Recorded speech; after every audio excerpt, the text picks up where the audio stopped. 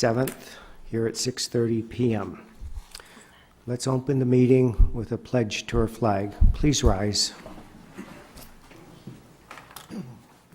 I pledge allegiance to the flag of the United States of America and to the republic for which it stands, one nation, under God, indivisible, with liberty and justice for all.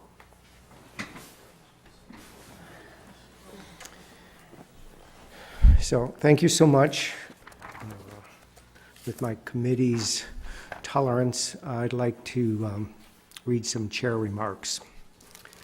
So welcome to the first CBOC meeting for 2019. I'm Tad Smith, current chair of the Dixon CBOC.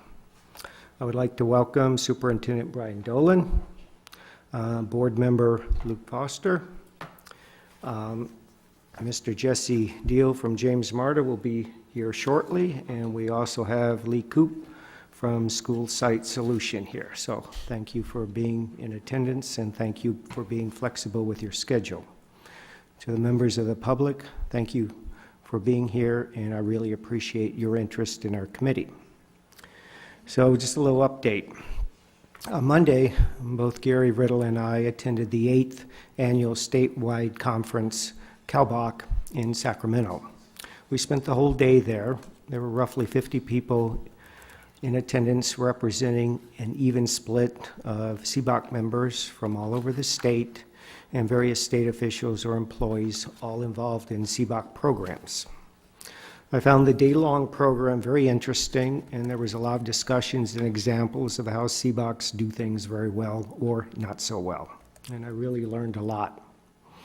You know, just for a little bit of background, the CBOCs got their start in the year 2000 with the passing of Prop 39, and this type of funding has become a major source for school infrastructure improvement. The California State Treasurer was the keynote speaker, and she stated that $73 billion worth of bonds have been authorized since 2000. And right now, we have $37 billion in new funding in place. And this district is now competing with all those other districts to spend that $37 billion. And that's really presenting some problems across the state. Now, this is our first meeting for the year, and I regret the two unexpected cancellations.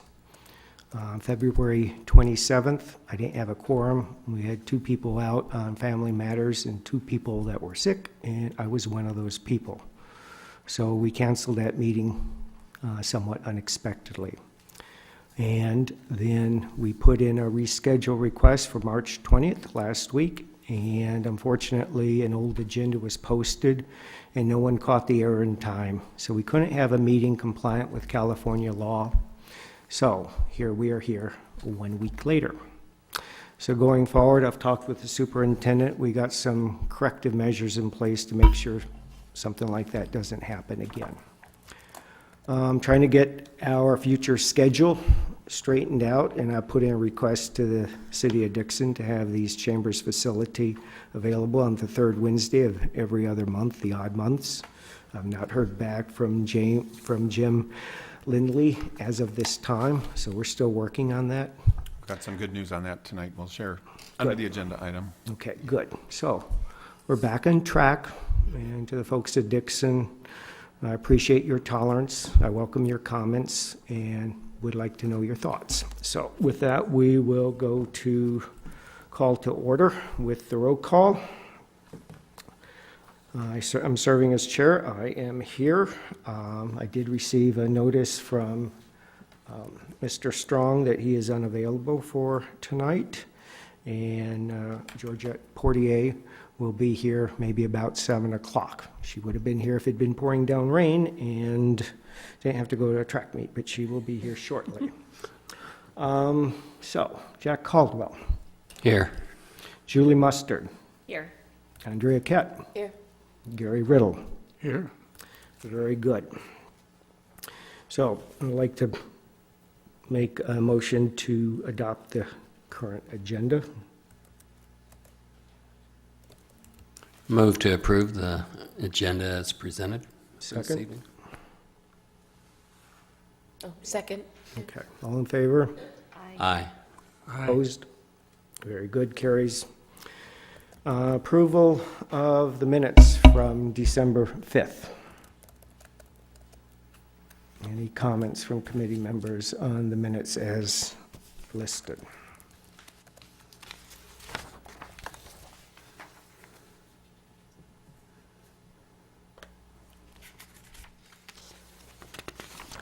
Okay, hearing none, I would request a motion to adopt the minutes. Motion to adopt the minutes as presented. I'll second that. Okay, all in favor? Aye. Opposed? Okay, that carried.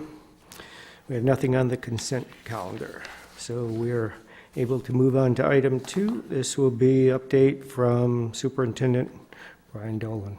Great, thank you, Tad. And I want to say a couple things before I get started. First off, my apologies for our confusion last week on our agenda, and especially working with Tad throughout the day when realized had that issue. Appreciate his flexibility and understanding, and want to say thanks to the whole group here and members of the community here as well for letting us push this back for the month, for the week, and get our meeting done in short order.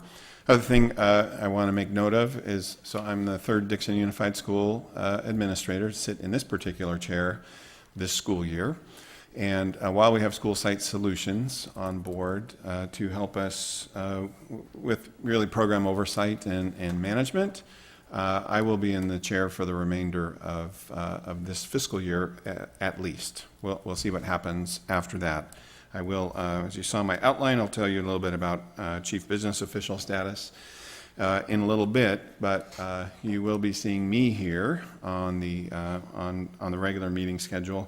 I suspect that might continue for some additional length of time beyond the fiscal year with all my transitions. I'm kind of the only one left around who knows anything about the projects, has a little bit of institutional knowledge as well. So. Thank you for making your adjustments as we've had different people sit here. And I've never been a full participant in a Citizens Bond Oversight Committee as an administrator in particular. I attended some of the meetings back when we were building Dixon High School over on College Way, and I think I've only attended one of, maybe two of the meetings of this particular committee since it was formed. So bear with me as I learn some of the ins and outs here and work with the School Site Solutions team as well to make sure that we're getting you what you need that they're responsible for, and that our internal services about providing information and support for you are working well. Tad already mentioned we kind of identified a process or two for us to make sure we're good on agendas, and that I know what we need to provide from the district side, and that our information is accurate. So we've got a process of emailing agenda back and forth and having a final review with 3 sets of eyes, Tad's, mine, and Rose's, to make sure that we're all good on what we're going to post, and we'll continue to do our very best there. So apologies again. So let me run through some of the updates. You see it on your outline there. First, Measure Q. And with regards to the Dixon Middle School project, I attached a 2-sided document that outlines the entire timeline and process. And what I can share with you at this point in time is that we are fully engaged in this process. And as it has a bid opening date, and I'll talk about some of the other dates and steps we've taken, bid opening date of April 2nd, so that's next Tuesday. And for the committee's information and interest, the bid opening for the middle school project will be at 4 p.m. In the district office next Tuesday afternoon, so that is April 2nd. For those who may have an additional interest, which is outside of the Measure Q world, we're going to be opening bids on the Dixon High School Farm project the same afternoon. That'll be at 2 o'clock. and we hope to get some successful bids on both projects so we can get them board approved on April 18th at the next board meeting, and then be able to get going on things. Talk a bit about that a little bit more. So we have, on this document shows the cost estimate as designed by the engineers, architects, cost estimators at that $10,800,000, and the scope of work summarized for you. So we have met all of our legal obligations under the notification and posting and all those types of things for the pre-qualification documents and bidding documents. We are in this period of time where bidders may ask questions. We may add addendums. I think addendum number 2 went up in just the last couple of days. That was related to some termite issues that we have identified on the campus. There was a mandatory bid walk on this project that was last week. We had 4 contractors present for that, and those are the folks then who are most likely to then be submitting questions and such. Again, this was a mandatory bid walk, so if you don't make the walk, you are not eligible to bid. Just to compare, on the farm project, it was a voluntary bid walk. People are still able to participate in bidding if they don't do it in that one. Why mandatory? The size and scope of this project really requires that you have people interested, walk the facility with the architect, with the project manager, and so that's what happened. That's what happened last week before. So you see, and the date of the board meeting is not on here, of April 18th. So with board approval, then we get going right away with construction meetings, pre-construction meetings, and the target date for construction start is May 6th. That's really aggressive to turn it around that quickly. We'll see if that could be a little bit later. You see that the entire project timeline laid out here of 5/6/19 to 5/6/20, the School Site Solutions team feels that that's a really, really generous timeline, and the project can and probably should be completed in less than that year period. But even if it is May or June, as long as we have the full month of July in the facility to get furniture set, equipment in place, all those types of things, we believe that we will be just fine. So you can see that on the rest of this document, just some of the technical elements that are part of the compliance process here. It is a highly regulated, structured program. All of the bid documents, pre-qualification documents, were developed by our legal counsel, then with some specific information populated into them with dates, times, some of the other things that we have going there. So that is an update on process. I'll talk a little bit about a couple other things that are happening on the campus. So we're just finishing up. There was some lead paint identified on the exterior part of the campus. So if you've been by, you've seen some paint around some of the window frames and such scraped off. So that was an abatement project that we had to add in before we got any further. We're also currently exploring how best to approach a significant termite problem that has been identified on the campus. Part of it is going to need fumigation, so tenting those buildings somehow. It's going to be fascinating to see, I think. I know we did that on the small gym multipurpose complex in January. I was home recovering from surgery, so I didn't actually get to see that, but A-Wing is a big old building, but we will have to do that. And there's also some subterranean termites in the facility as well. So we're currently working on getting some estimates there. The addendum I mentioned to the project just a moment ago, addendum number 2, is actually for the fumigation process on the buildings. We actually believe we're going to be able to do the subterranean work outside of the bid in the next, hopefully in the next couple of weeks. It looks like we're getting a real good price. We've got 3 or 4 proposals in now, and one came in today that looks like it's a good price with a good warranty. So we'll be working on that, and that would be reported to you as one of the financial transactions, obviously.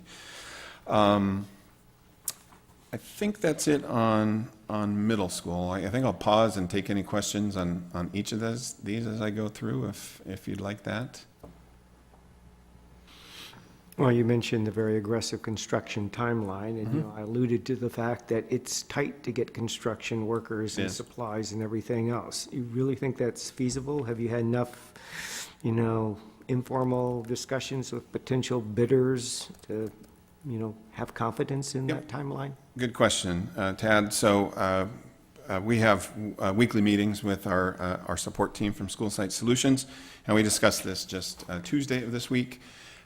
And they actually believe that if we don't see acceptable bids in this round, that we actually have time to post again and pursue additional bids, right? So this, you know, the process is this gets published in newspaper, which nobody looks at. Contractors, no, I mean, it's kind of an obsolete approach, and then we're able to post it on our website as well. And then it goes out through the network of contractors with posting boards and exchanges and everything else. The pre-qualification process did draw us, at that point, at the point of the bid walk, 3 interested parties who were pre-qualified. The fourth one showed up and is completing the pre-qual process now. We've had some additional interest expressed after the fact of the mandatory bid walk. So given that, and given the fact that we don't know what we'll see in bids until we open them, School Site Solutions is confident that we could actually repost, pre-qual, and bid. It's about a month timeline on that, and that we'd still have adequate time to complete the project. But the point you're getting to say it a little bit of a different way, is there's not a great supply of contractors out there right now, not at all. And so you have 2 elements here. One is just the advertising and posting and such things. And the other is the ability of, if it's a district operation entirely, if you're using a consultant, to be reaching out to contractors and saying, hey, we're interested, you know, we have a project, please take a look and see if you might be interested. So that 2-way dynamic. So I'm not that familiar with this process. So if a contractor comes back and says, we'll do it for 12 million, are they limited to this 10.8? Is that? No. We wish that was the case. Somebody could come in below that. No. Yes, and that's my joke, my first joke of the evening, right? Not very likely. And then it can certainly come in higher as well. And then, you know, we have, the board then has the ability to accept any of the bids or reject them all and put the process back out. Okay? So what's that, 10,000, that's your, I mean, the 10,800,000, that's your estimate? Or? That's the estimated, yes, that's a construction budget based on the estimates of architects and engineers. School Site Solutions, what responsibilities are they taking care of I'll talk now? about them a little bit down below, Gary. Oh, I okay. have coordination with School Site Solutions down there on number 4. So if it's okay, I will talk about that a little bit down there. Okay, Is that okay? yeah. Right? Anything else on middle school? Okay, any comments from the public on the middle school? Okay. All right, these other items are certainly a little more brief. So Gretchen Higgins, we're doing security fencing to get all of the classrooms behind I think they're 8-foot high iron fence. So on the front side of the campus, that work has been completed. On the back side, we had some design issues that emerged in the later part of December. This was a project that was supposed to be, original timeline was to get it completed over winter break. So there were design issues around utility location that required an alteration in the initial plan, and then the initial plan was adjusted to a degree, and then some path of travel issues were identified. So just today, we got delivery of the updated and approved plan, which will enclose that backside of campus as we wish it to be. It's going to require the pouring of some concrete to extend some walkways on that side of the building. So if everything went well later today, I wasn't able to check in on it. We have had Crusader Fencing, the company doing this project, on hold for next week, spring break. So if everything comes together based on the delivery of the plans today, they'll be here next week to finish up the project. And that was about $158,000 project. The redesign has us using fewer fence panels than in the initial drawing. Now we have to pour some concrete to maintain the path of travel, so we'll see how the cost comes out. It's conceivable. We're going to get a credit on the fewer panels. We'll see where the concrete cost comes and how that balances out. But again, that'll be reported to you. Any questions on that one? Okay. Sylvieville Fire Life Safety, and to remind you, we're in need on that campus of replacing the entire fire alarm system, the intercom communication system. It is not very functional at all. So that is in the design phase. LPA, who's the architect working on the middle school project, also was awarded that contract, and we are in final stages there. You might have seen that 2 portable buildings. One of them was a multi-building situation. It was the old district office. When I got hired here, I had my final interview in that building, and then it was used as a CDC, a Child Development Center, for some time. Very decrepit old building. That was removed, and then there was a portable that was used as storage, the old CDC classroom, just adjacent to the multipurpose room. So both of those obsolete, non-functional, they were both demolished. That actually saved us some hassle on the design of the fire life safety system. So we are hoping to get those details finalized here, be able to go out to bid and have that project completed this summer is our intent. It's a fairly extensive project, and I think initial estimate was around $1.2 million, thereabouts. And same thing, pre-qual docs, bid docs out, same whole process, and hopefully, like I say, we'll be able to get that done this summer. We are in need of that upgrade for sure. Okay. And the farthest off project is the Tremont office configuration. I should have actually said reconfiguration. And this is in very, very early stages. We are not under contract with an architect yet on this. This would be the summer of 2020 is when this would be done. And we do have 2 architects who are in kind of preliminary exploration on this. We'll see their proposals down the line. And what the intent of this project is to reconfigure the office so there will be one point of entry into the campus. We currently have a side gate at Tremont, which is always open because that's the only way to get into the office.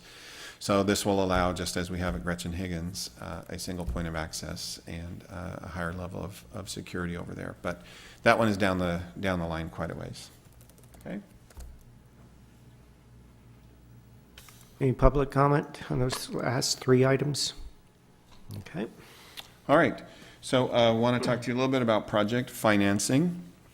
And I included in my materials here something from our board meeting last week related to next issuance.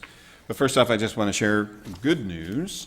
And I don't remember how much you had been informed about this prior, but we were in the process of attempting to qualify for state modernization matching dollars. And that figure was going to range anywhere from $2.45 million up to about $3.35 or $3.37 million. And we worked, Mr. Calise started this before his departure. We were working with a really good consultant, Chris DeLong. And so as soon as we had our DSA stamp plans and our CDE approval on our plans, we were able to file with the Office of Public School Construction, OPSC. So that took place in early January, where we filed and learned, and so we were in ample time for our concern was if we were late, the funding would be gone. So we were in ample time, we felt, to be in line, and just learned last week that the State Allocation Board, who take those recommendations from OPSC, approved the batch of disbursements, and our $3.37 million was included in that. So we are absolutely now confirmed that we will get those modernization dollars. Anybody wants to take out the Ouija board and try to predict when those dollars are going to come, that's about the best thing that we could actually do right now. Latest estimate going was October of 2022. Governor Newsom, in his budget proposal, has done two things. Proposed adding additional staff at OPSC to expedite review and allocations, and actually sell more of the bonds that were passed, but that Governor Brown had been reluctant to get out on the market. So we are feeling pretty confident that we will see those dollars before October of 2022. Given that encouraging news, however, no guarantee, right? And tied into that, Question real quick. Yep, sorry. So that October 2022 date, that money has to be distributed by then, or that is your best guess of when you might get that it? is kind of the worst case timeline. Worst case? Worst case, yes. So you would have it by that time point? Yes, Okay. yeah, yeah. And again, dealing with bureaucracy and state government and all those kinds of things, but we're really talking about 3.5 years, and with some of the changes that are already being implemented on a limited basis, and the governor's proposal to expand staffing in OPSC to move this along. You referenced the billions of dollars that are out there that people are needing to spend. If things are jammed up in OPSC for years, people won't be able to complete the projects as they've designed them because escalation of costs, and so they're going to have to move things along more quickly. Okay. So tied into this whole project financing piece, and again, I don't remember how much you have been informed, and I apologize for that, is this need for some previous conversation had been about bridge financing, right? That these $3.37 million of modernization funds are not going to come until down the road some way, and so we had this gap between funding on hand and projected costs. And so we have explored with Cooperative Strategies, who have been our financial consultants now for about 5 years, 4 to 5 years, and they assisted us with the whole Measure Q process and our COP refinance, the refinance of our Measure J bonds. So we work with them very extensively. So this is the second time they came to the board. The appearance last week was a little more specific and targeted. And I gave you the whole presentation that Rachel Chang Kwai came up and made for us, minus some of the appendixes, some of the calculations on the back end, right? And so what I tell you is on the third page of the presentation, there are 4 options for financing options, and they ranged. 2 of them featured just dealing with this $3 million shortfall here in the short term. One of those being a proposed COP, one of those being just selling $3 million of bonds. Those are options A1 and B1. Options B2 and B3 propose selling the remaining amount of issuance, which is about little over $11 million, $11,170,000 remaining. And so in Rachel's presentation and discussion with the board, we really focused on options B2 and B3. The idea of B1 would actually lead you to incur issuance costs twice, and the issuance cost for that $3 million or so offering would be about $170,000. The issuance for the remaining $8 million or so would be about $190,000. So way too cost prohibitive in terms of trying to split things up. And the other factor is that when we talk about timeline and when we're going to need funds, we know that we need the funding to cover this gap, this $3.3 million by October, November of this year, just to ensure cash flow security. And we know that the middle school project will be done July of 2020. And then we need to get going on Anderson and with design elements, study and design. So that process really should begin no later than in early 2020. right? So let me just ask some clarifying questions. I went to the school board meeting on Thursday and kind of got the first pass, so I've looked Yep. at this a little bit. So it looks like you're trying to combine a bridge loan with the issuing of the rest of the Measure Q to avoid the additional costs of issuance. Just to back up, why wasn't the 30 million issued all at once? Just one issue for the Measure Q money as opposed to two or potentially three? So I'm going to do my best to answer that, Tad, and this is the first moment of the night where I'm going to say I will explore this a little bit further. So it's not typical. So, Fairfield passed about $250 million last fall. At the same time we did 2016, and Vacaville has done this too, and Lee Coop from School Site Solutions is here, and I might borrow her to come and help me answer this question. She was the facilities director in Vacaville for 20 years, right?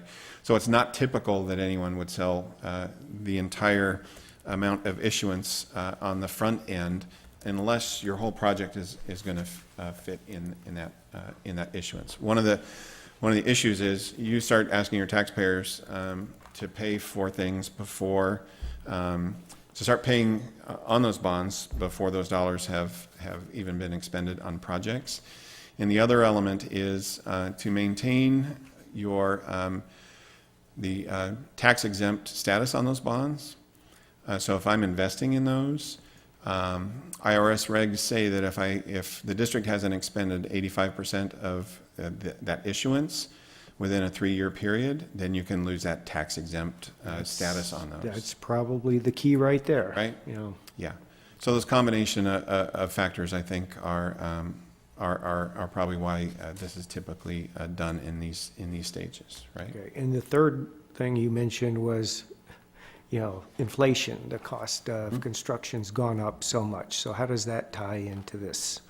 Poses a great challenge. Yeah, and you heard me ask point blank last week at the board meeting, and I answered it in a very point blank manner as well. I'm happy to repeat it here tonight. It was asked by one of the board members. So if we're selling these bonds now and all cards on the table, it is possible that some of these 11.1 million remaining bonds might be needed to facilitate the completion of the middle school project. We can't predict what bids are going to be like. We can't predict what we're going to open up walls and find. We do have a 1.5 million contingency in the budget, right? But that can get gobbled up, no pun intended, by termites or other things that we find. So going with the full issuance now not only saves the money on the cost issuance, it also does provide revenue on hand should we need to address anything that's outside of the scope of current budget for the middle school project. None of us want to have to go there, but I was asked the question, to get back to the point blank question, can you guarantee that everything we want to do at Anderson can be done given these circumstances? No, I can't. It would be irresponsible for me to say that we could. And really what you see with bond programs across the state, and it's probably the country, is people start out with plans this large, and as the bond program operates over a number of years and costs escalate and you find surprises with modernizations, even new construction runs over budget, you wanted to do all these things with your $30 million or your $250 million, and you end up doing these things, and there's part of the initial plan that doesn't get addressed. A perpetual problem across the state, a lousy problem to have to deal with, but it is unfortunately kind of standard practice out there. We don't want that to happen, obviously, but it is certainly a possibility that it would. So with the $30 million bond issuance, the $3 million from the state by October 2022, you still could be short. We still could be short. And then Yep. you'd probably have to do a triage on what to do at Anderson. You're downsizing your project at Yep. Anderson, or you're pursuing some form of additional funding. What we haven't done anything on yet with Anderson is explore modernization funding, right? That's part of the process when you get in and start looking at the buildings. Like Dixon High School, Anderson was modified at the turn of this century. And like Dixon High School, not every part of that campus was touched. Multipurpose room was not addressed. The primary wings were, and so what kind of eligibility we might have there would remain to be seen, but we would certainly be pursuing modernization funding. It's helped us with the middle school project. We didn't really think we were going to be eligible when we got started, but the fact that some of that campus hadn't been touched was fortunate in terms of funding for this stage. Right? Okay, we had $19 million going into the building fund from the first bond issue. Yes.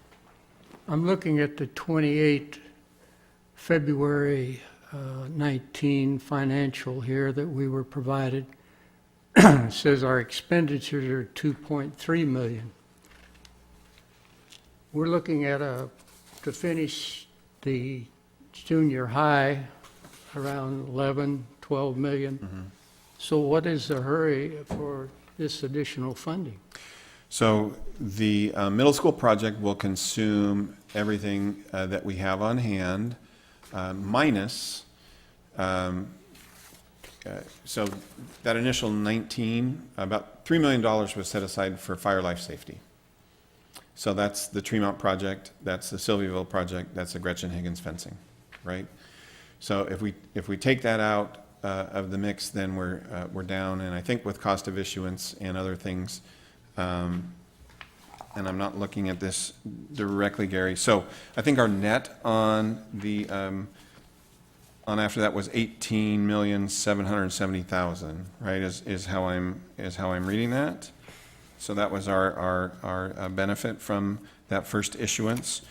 So if you take 3 million out of that for the fire life safety, we're at 15.8 million. Excuse me, 15.77 million, and with all of your costs on that middle school project, because remember that 10.8 million is just the construction budget. So all of your other soft costs and other elements are not included in that 10.8. So the reason why we need to sell this full issuance, in my opinion, at this time, is because we're going to have to begin the study and design process for Anderson no later than early 2020. So less than a year from now. And to give you a sense of timing, we approved Measure Q in November of 2016. We contracted with LPA, our architects, in February of 2017. And here we're going to start swinging hammers and rolling paint brushes and that type of stuff a little bit over 2 years later, right? And so getting the Anderson project spelled out, designed, all those types of things, we really do need to have that begun no later than about a year from now, and perhaps sooner, depending on what we look at for delivery method, right? So why do we need to sell now? To cover the gap that we have on measure on the middle school project, and to have the funds on hand to begin the Anderson project. And I suppose it's a good time to issue bonds because interest rates have dropped. Interest rates are still historically low, and the market is going to be flooded here soon with lots of school districts and community college districts and such out there trying to sell bonds. And that's one of the things Cooperative Strategies is telling us. You're going to get a better market now, sooner. You have a better market sooner rather than later, right? Okay, so all of these options will incur cost of issuance. Correct. The option B1, that's almost like a ridiculous amount for, We wouldn't do it. Yeah. that's, No. Our recommendation is B3, and I'll tell you why B3 over B2 is that the bottom line on B3 as opposed to B2 is that total net debt service is $1.28 million less in B3 than it is in B2.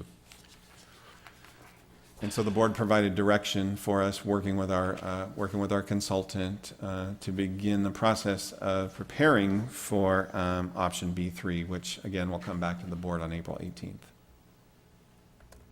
and why is that less? So it's less primarily because in option B2, you have to use both capital appreciation bonds and current interest bonds. And in option B3, it is current interest bonds only. And the capital appreciation bonds cost you more. And why is that necessary? I don't remember the technical element to it. I'm actually feeling pretty good about myself, just remembering the details of the acronyms, not to pat myself on the back.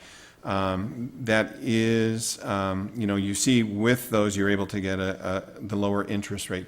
The capital appreciation bonds, actually, misuse of those, I think it was in Poway, brought about change in state law. Yeah, yeah, it your was- financial consultant should know all about that. Oh, they do, and they cautioned us significantly about the capital Would hope appreciation so. bonds. Yes, they did, and that's part of why the board sent me off with some direction to pursue option B3. Like I say, this is going to come back to the board on April 18th. I wanted to put it in front of you tonight just for some background information. By no means am I thoroughly expert on this, but I thought important, and Tad spoke to this last week as well, just that we get it in front of you so you're aware, and encourage you to attend on the 18th to be able to hear the full presentation and add some comments. How about option A1? Let's talk about that a moment. When you look at what option A1 costs you for $3 million, no way. $160,000 of issuance.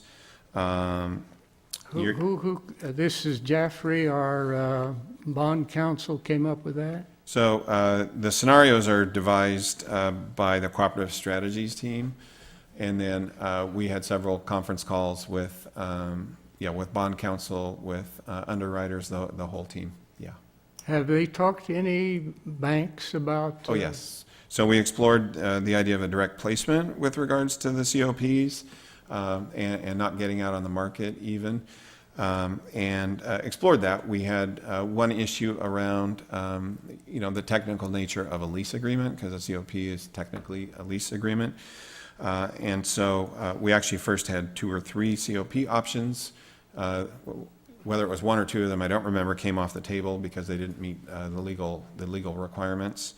The other problem about the COP is those are backed by general fund dollars, base dollars. And we cannot feel in any way secure that we would have those revenues able to cover the cost of those COPs.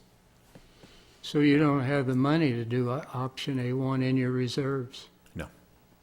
Well, then the only reason I mentioned that, you do learn things by going to these conferences and listening to people that have been working with this Prop 39 for the past 20 years. Certainly. And I was kind of disappointed none of our board members bothered to attend. I guess they know everything, so they don't need to go. But we had a speaker there. She was the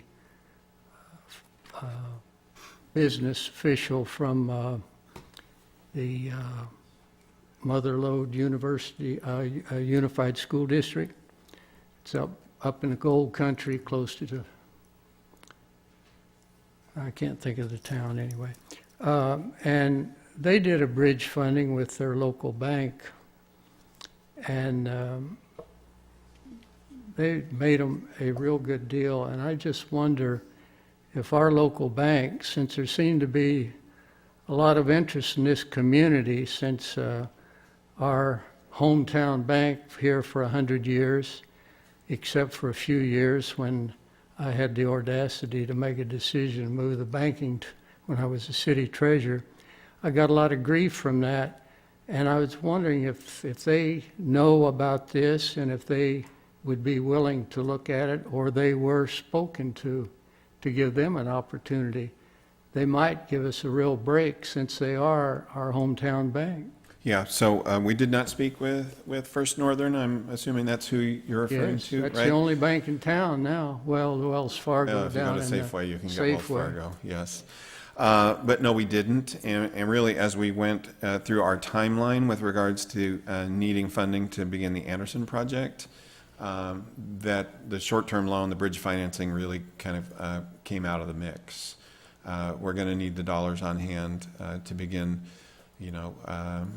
studying and designing for Anderson. And so we'd reach a point of having to, So we're borrowing the 3.37 million to cover the gap, and then are we borrowing 2 million to get the Anderson study and design work going, and then we're borrowing so much where at that point we're going to incur such great expenses that it just makes more sense to sell the issuance and deal with the dollars that are already committed to, already planned for. The other piece is, like I said, any kind of pressure on dollars that are intended to be used for programs and services for students and compensating staff. We can't take a risk of having to commit large amounts of those to pay facilities costs. Can't do it. Do you have any comment on why the 25-year term was selected over, say, 20 or 30? Was there a specific? So pretty standard. It is standard. When you refi, when you can refinance your bonds after a 7-year period, and at that point in time, it's typical to bring it down from a 25 to a shorter term. When we restructured the bonds from the high school project, we were able to do that, and that restructure refinance ended up saving taxpayers a little bit over $2 million, in part because of the shortened schedule. Okay. Okay. So April 18th, I invite everybody to come to the board meeting, and those materials will be out in advance. And I'm taking much longer on my report here than I thought. Fine. Okay, just wanted to make sure. So chief business official status, and this is Wait. oh, We've got sorry. Public comment period. Apologize.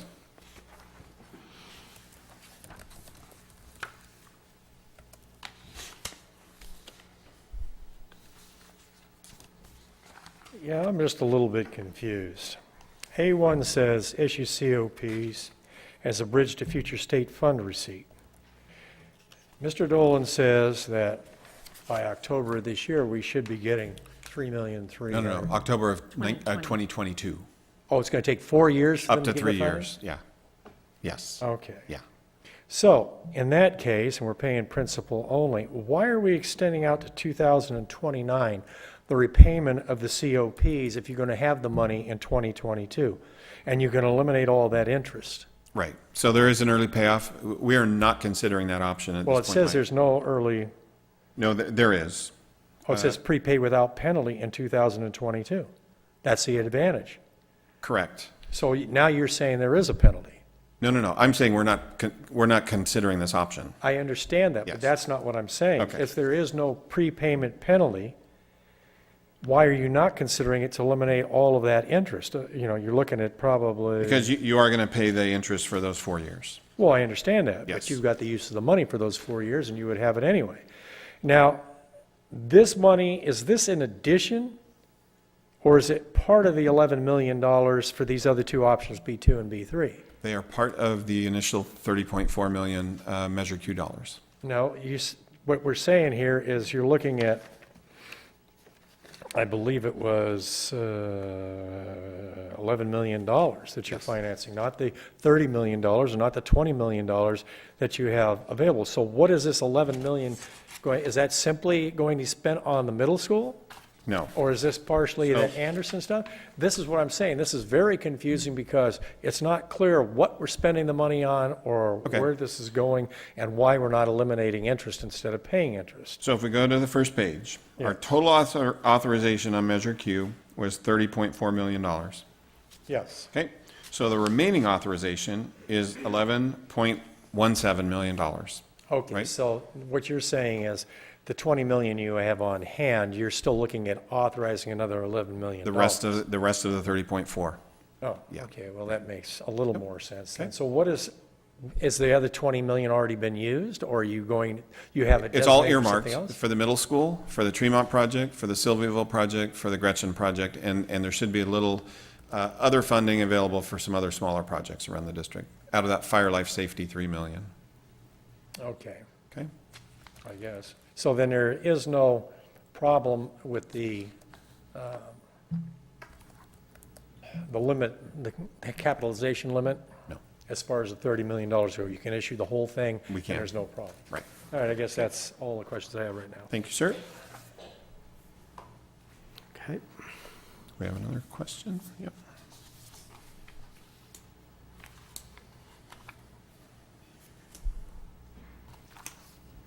I'd like to clarify again or answer the question that Todd asked about why we didn't sell the whole 30 million instead of 19 million. And I have the numbers in detail, but I'm going to give them in the Dixon's assessed evaluation is almost $3 billion. At $36 and $75 figure given at the resolution when Measure Q was put on the ballot, will provide about 1.1 million money to pay the bond, to make the bond payment. The debt service for the $19 million that is due on 2018 will be $2 million. Therefore, the school has no bonding capacity to sell any more bonds. Perfect, thank you, Aurania. Okay, I got a question around here. So if you can't sell the bonds in 2018, what changed for No, 2019? right, we can sell the bonds, yes. So the bonding capacity issue that Aurania, and again, I'm not this is not my bailiwick, I'm doing my best here. Yes, there are timing limitations that you will face with bonding capacity, right? But you can't go out and sell your bonds for 30.4 million unless you do have that bonding capacity available, right? So it can be staggered, right? Because you're going to see that assessed valuation grow, right? And that's a large factor, the biggest factor really on what happens to your actual tax rate. You know, assessed valuation goes down and your tax rate is going to go up. Assessed valuation goes up and your tax rate is going to go down. It's one of the things we anticipate happening here with the additional development coming in, right? Is that we hope to see the tax rates for individual taxpayers decrease, right? So, yeah, I didn't think of the element of bonding capacity, but it's a good additional point. Okay. So we couldn't have issued 30 million. At that time, we issued the 20 million. I believe that's correct, yes. Okay. Okay. So a little update on chief business officials. So at our board meeting last week, the board unanimously appointed Ms. Monique Stovall as our new chief business official. We are finalizing some contractual details with her, and so that contract will be approved by the board on April 18th. So realistically, her start time with us will not be until early to mid-May. And Monique comes to us with some good experience from San Juan Unified School District. It does not really include any facilities experience at this point in time. So I am going to, that's really why I'm going to continue in this chair working with you for the indefinite future. She will attend the meetings and be part of doing the presentation on the monthly financial reports and kind of learning. You only learn this stuff by getting to participate in it. There's no class that you can really attend and get some of this stuff figured out. So she's looking forward to the opportunity to be involved and learn and support the group here. So that is on the horizon. San Juan Unified, Yes. we had a presentation from them at our meeting Monday. Okay. They had the Dave Wolf and the Howard Jarvis taxpayers. He's on their bond oversight committee. And it's interesting. That's a much larger school district than this one. $400 million budget. Yeah. So can you anticipate what role Monique Stonewall will have on this committee? Yes, so she will support us on the financial accounting side, right? So she would be the person who would come and speak to the transaction reports. Working with Lee, we are refining and kind of improving some of our practices around the organization of contracts and purchases and such, so that we can give you folks exactly what it is you need, and that we can be absolutely together and compliant for auditors like Mr. Deal and OPSC and everyone else who can come and ask to see our books. So given my understanding of the projects and, like I say, the institutional knowledge and such, really determined it makes the most sense for me to stay up here with you folks, and that Monique will be present for our meetings and support us on that financial reporting side. And have you hired there's a project manager, a contractor? Yeah, so that's School Site Solutions. Okay. So that's my next little piece here, if there's no other questions on CBO. Well, one quick question. Sure. So John Cleese left and then Melissa Mercado left. Yes. Is there any underlying issues within the district or any issues pertaining to this committee that you need to discuss? Without going into a ton of detail, so Mr. Calisa's opportunity to go to Berkeley Unified was a significant promotional opportunity. A higher level title, a significant increase in salary, and the opportunity to serve as a higher level strategic leader rather than a guy who's in a project watching what a carpenter is doing and calling out the general or things of that nature. So John's work in Berkeley right now, and I just spoke with him a couple weeks ago, is radically different than his work in Dixon. He's got layers underneath of him, right?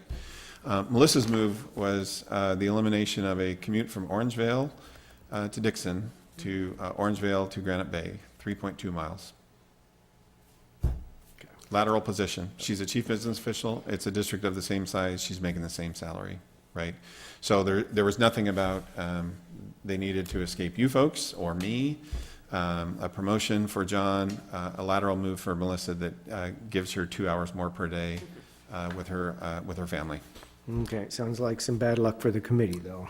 Bad luck for me first. And your HR director. I'm going to put myself first. Yes, and yeah, for the record, my HR director just accepted an assistant superintendent position in Woodland Joint Unified. Her last day is next Friday. Again, great title, significant salary increase, but moving from a district where there's one employee working with her in HR to a district where there are 8, and she will get to be, again, that strategic higher level leader that in a small district you are a doer to a large degree more than you're a leader, and the opportunity to have that higher level work is attractive to folks. One of the things I like to do is develop my people. One of the costs of development of people is they're very attractive to other districts. It's a two-edged sword, right? I get great service out of them when they're here, and then they go and compete for jobs against other people, and they're getting experience and training and background here. And I'm not placing all this on me. I do a nice job of supporting our folks, I will say.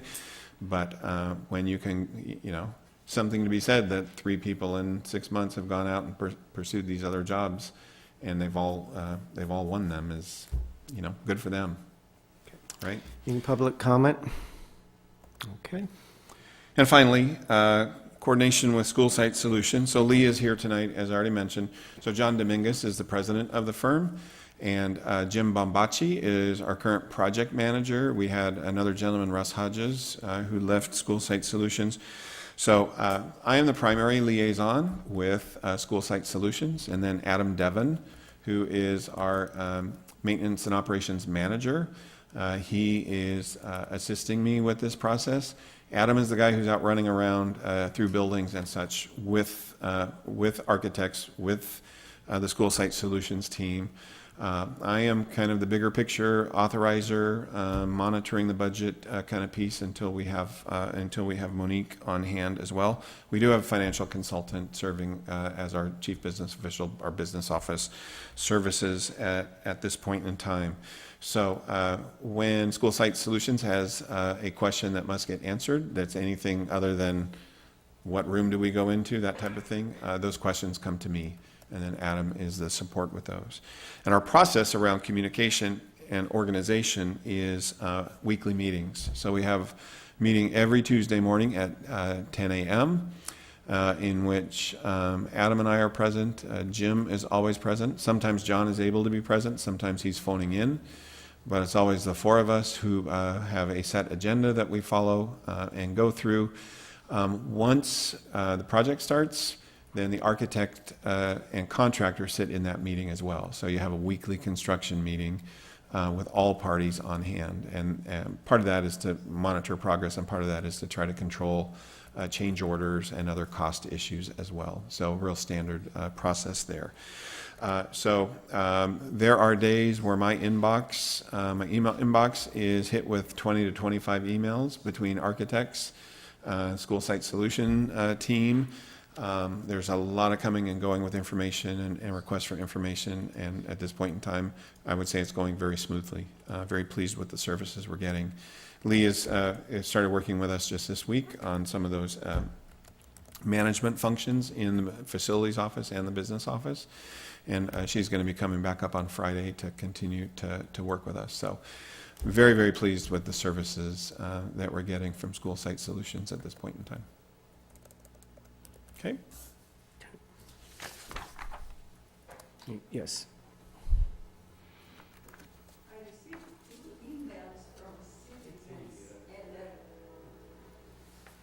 I received two emails from citizens, and they're asking me if this is live broadcast. It should be. There is a videographer. I knock on the door, but he didn't answer. Oh, so okay. I'll He's knock. here for the, yeah, he better, yes, I hope we are broadcasting live. That's why I understood the gentleman is here tonight to help us with that. Okay, So you done? I'm done. Again, I apologize for the length of that. At the same time, we haven't been together since December, and next time out, it'll be shorter, I do believe, but I appreciate the chance to get you caught up. No, it was much appreciated. We did need that much Okay, detail, so great. I'm very happy to spend the time on it, and thank you for putting it all together. Absolutely. I am known to speak too long at times, so next time if you need to give me the hook, I understand. Wouldn't be the first time. Okay, so we're ready to move on to the presentation from Auditor Representative. That would be Jesse Deal from James Marta and Company. And Jesse has been a trooper as we've had to cancel meetings and reschedule meetings. Yes, I was very pleased that we could get you here tonight. I was keeping my fingers crossed that you would say yes, so your flexibility is much appreciated. You're very welcome. I'm glad to be here. So I'm going to just give you a brief overview. Obviously, these financial results are from last year, so as of June 30th, 2018. So I'm going to start with the audit opinion, which you can find on the first couple pages of the audit report. And so with the Prop 39 bonds, you have to have a financial audit and you have to have a performance audit, and then we also have to basically give you an overview of the internal controls of the bond proceeds. So for the financial audit, our opinion was unmodified, so that means the financials were fairly stated, so there was no material weaknesses. As far as the performance piece, so the performance audit basically entails us testing the expenditures to make sure they're in line with the bond text. And so we had an unmodified opinion on the performance piece as well. That means we didn't have any findings. All the expenditures were spent in accordance to the bond text. And so the district does track the bond expenditures separately than all the other expenditures at the district. And as far as the internal control piece of the control environment at the district, we didn't have any significant deficiencies or material weaknesses. And so one of the things that we also report to the Citizens Oversight Committee is a governance letter. We basically report to you what the audit plan was, and then if everything went according to plan, if there was any disagreements or anything like that. So nothing came to our attention, so that's what was communicated to you in that letter. As far as the financial results, again, this is as of 6/30/18, and you'll see that we have total expenditures of about $1.4 million, and so we ended with a financial balance, the fund balance of 17. It's a little fine print for me. 723. Yes, 17.7 million was the fund balance as of 6/30/18. And then you'll see at the bottom there, it's all restricted for Measure Q bond projects. So And all of that is sitting in the Cashin County Treasury as of June 30th, 2018. And I've already went over the opinions and the Oversight Committee letter and the opinion. So there were communications, so you had the internal control report, which I, again, stated that we didn't have any significant deficiencies or material weaknesses. I went over the bond performance report, saying that it was unmodified opinion, so all expenditures that we tested were in line with the bond text. And again, I mentioned the governance letter. So there's nothing to report, no findings, and this is basically what you want and the taxpayers want to see as well. Melissa Mercado was in charge of providing all the supporting documents to us when we were auditing the bond projects last year, so we wanted to give her a thank you. Hopefully she's watching. I don't think so. Okay. Well, she did a great job, and so is everybody else at the district, so we appreciate their assistance with the audit. Any questions? Yes, I probably spent way too much time reading this and studying this, so Okay. I have a series of general questions. Sure. And then a few questions to educate myself. Sure. So, going back a couple of years, how was your firm selected to be the audit firm for this district? Basically, we went for an RFP process. We presented our bid, and then we just got a phone call Okay. that we were selected. How many other school districts do you do this similar service for? I believe right now we have about 26 school districts, but within those 26, we have a couple county office of educations and a couple charter schools as well. Okay. But most of our school districts are having bond audits as well. And then, as Mr. Dolan mentioned, with the state school facilities, the audit for the OPSC, we're now required to perform those types of audits too. So I actually attended a seminar earlier this year, and they also put out the procedures in the audit guide last year. So we've already built all our testing work papers, because basically when the bond project or the school facility project is completed, you are then required to have an audit per every project. And so there's separate deadlines that you have to report to the OPSC. And now they used to audit, but now because they have so much work, they're now pushing it back to independent auditors. And so they just want to be the reviewer and resource to the districts and then the auditors when anything comes up. Okay. So, Out of those 26 school districts, or if that's the right term, have you had to flag anything unusual? do you mean findings? Yes, have you found an adverse finding in any of these other? Not on the bond audit, Okay. but on the district level, yes, and most common findings are with the ASB. But we do have state compliance findings here and there. It's usually when there's gaps in management, like there's turnover in the key position. So that's why it's really key to ensure that if there is turnover like we had here, you have someone that's already been in that type of role before. So we are already prepared, because we knew that Melissa left. So we're going to have alternative procedures that we're going to perform to ensure that there isn't anything that was missed. Any segregation of duties issues, where the function that she served, we're going to be looking for who filled that gap. And if that person had additional responsibilities that would basically give her too much, or him or her too much authority to basically approve a transaction, authorize, so basically just violate the segregation of duties. Okay. So we're Yeah. looking for that kind of stuff. Does your audit firm have any mechanism for people in a district to report concerns to you directly that you can then check out? Yes. So anytime, so when we start the audit process, the planning process, we always reach out to different layers within the district. So for example, like the payroll. So we go to the payroll clerk, we will go to the supervisor of the payroll clerk, and we go all up to the superintendent, and then we would also reach out to one of the the board members.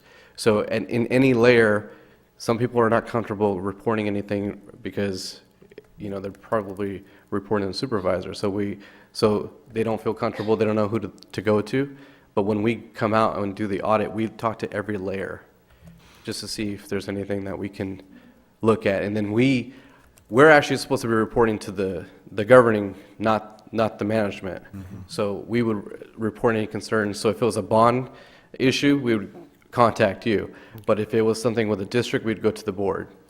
So just to be clear, like on page 23, you have, I'm sorry, on the bottom of page 21, you have all of these things that you do to meet your objectives. So you do that on-site, you visit the district, you talk face-to-face with the people as you just described? Yes. Okay, so now to educate me. On page 10 of your report, you have a term, net original issue premium of about $971,000. Yes. What is that? That is basically money that can only be spent to repay the bonds. So it cannot go in to the bond expenditures, so Fund 21. It has to go into the bond interest and redemption fund. So, you know, where all the assessments and the property taxes go to repay this, it goes into that. And so it has to only go back to repay principal and interest when it comes due. It's restricted. Okay. So we've talked a little bit about this cost of issuance. When I was at the conference on Monday, it was stated that the state mean issuance cost is about $363,000, and it looks like we spent $230,000 on the first bond issuance. So obviously lower, that's good, but that state mean doesn't tell me anything about how much the bond value was, so I really can't get a feel on that. But I was hoping you could tell me, why is it so expensive in a general sense to issue these bonds? So if you look at the actual bond document, it will also list out what goes into the cost of issuance. So it's the underwriter's fees, the bond advisor fee, anyone that's involved with you getting the issuance, it's their fees. Their fees. So it can be whatever that fee is at in that point in time.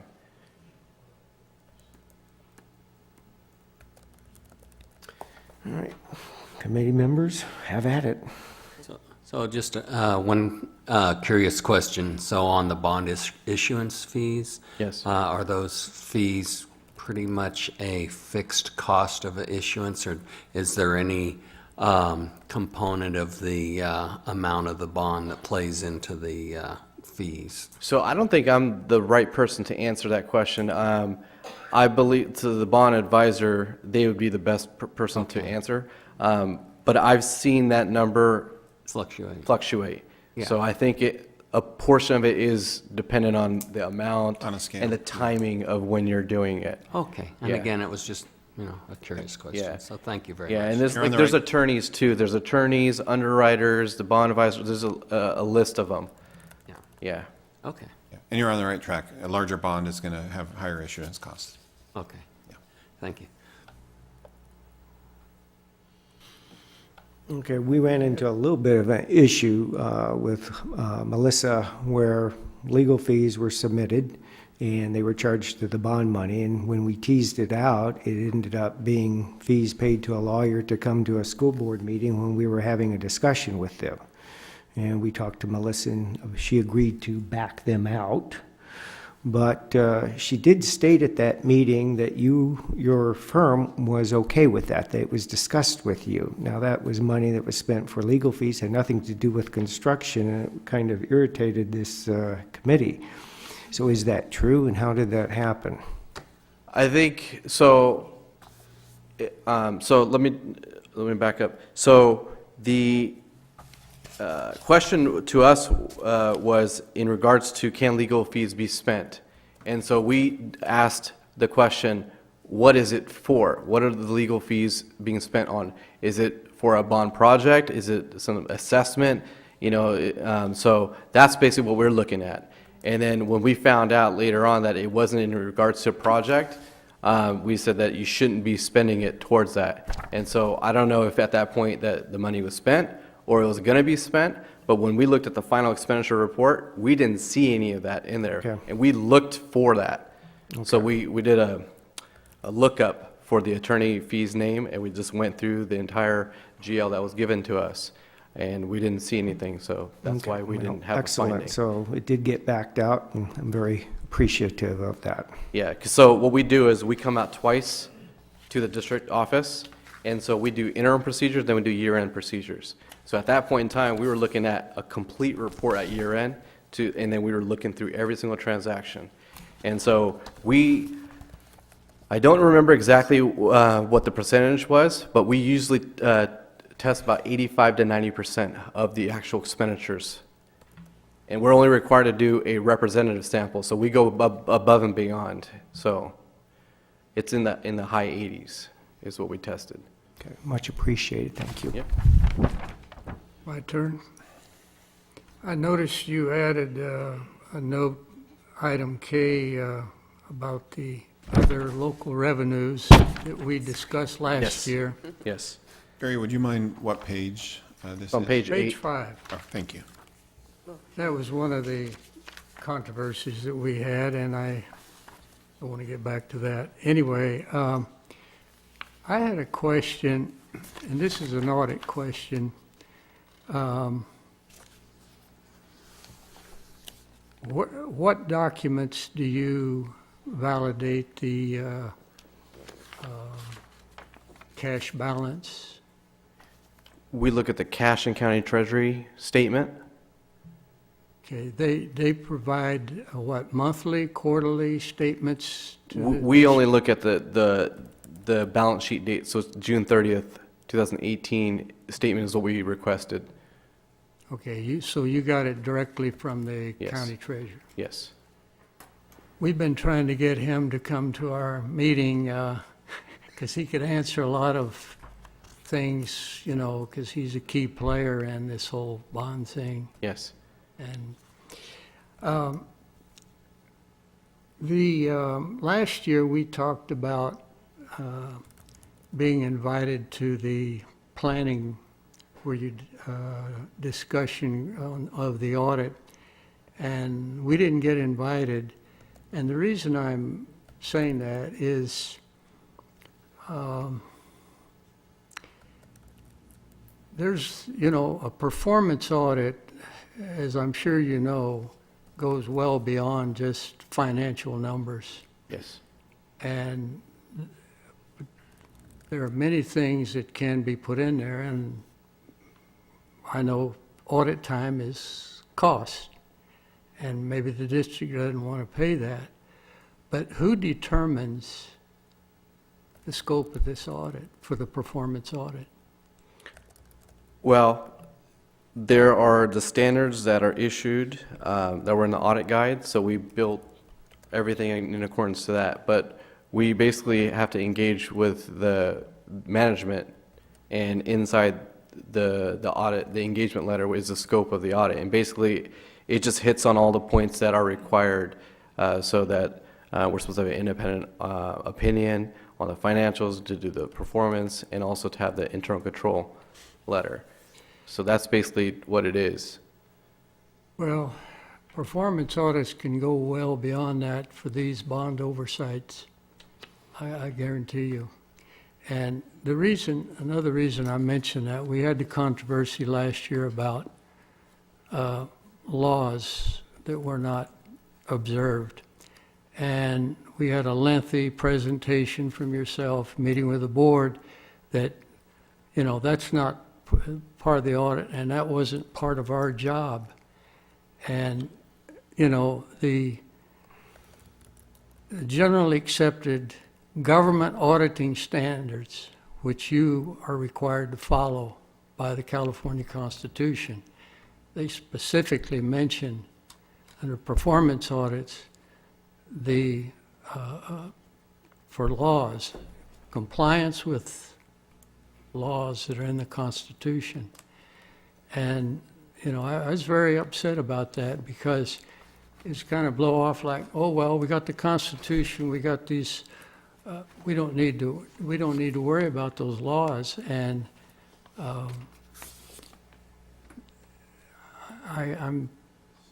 don't agree with that. I think that there is more to a performance audit than just revalidating that the expenditures were in accordance. But if that's your scope and that's what was decided, I'm not putting the blame on the auditors. I'm just saying that I would like this committee to have some input into that scope of the audit. We're not consultants for the district. We don't make decisions for the district.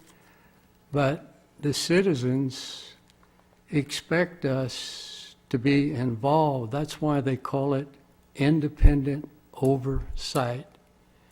And so I would like to make sure that this committee is invited to that meeting when you sit down with the district to discuss what is going to be the scope of the audit.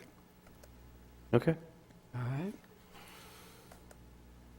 And other than that, I have nothing else.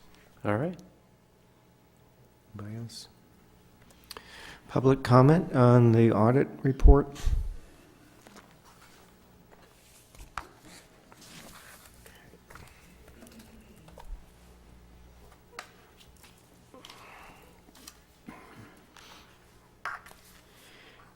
I don't really have a problem with the financial aspect of this. I would like to know when the audit was presented to the school board, and has the school board already approved the audit? Can somebody tell me that? Certainly, the audit was presented to the school board. I'm trying to remember the date. Early February. Okay. Yeah, so the first, whatever the first Thursday in February is, was that the 6th or somewhere around there? And yes, the board did approve the audit on that evening after Jesse's presentation. Okay, and when did the school district submit the audit to the Bond Oversight Committee? That would have been the Friday previous to that meeting. Went out in an email to the CBOC members, probably about 1 o'clock or so that afternoon. And in fact, I think James Marta firm, it actually emailed committee members through a special account that the draft was available, and we did receive it. So you did receive We it? did receive it. The problem was we did not have time to convene this committee at the time the school board met, and that was the mistake. Well, I don't think it was a mistake. It's just a matter of whether the individuals on the Bond Oversight Committee want to read it, prepare, and go down to the meeting to comment. I don't think you necessarily need to do it as a group, though it probably would be valid to do it as a group.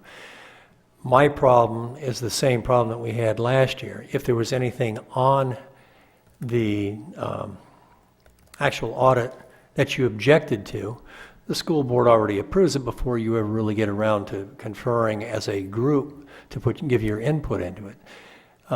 It doesn't say that you have the right to reject the audit or approve the audit. That's on the school district. But certainly you should be able to have some input into it. And as part of the annual report that's way overdue for the last year, it should have reflected that from the last time when you didn't receive the thing in a timely manner, the audit in a timely manner.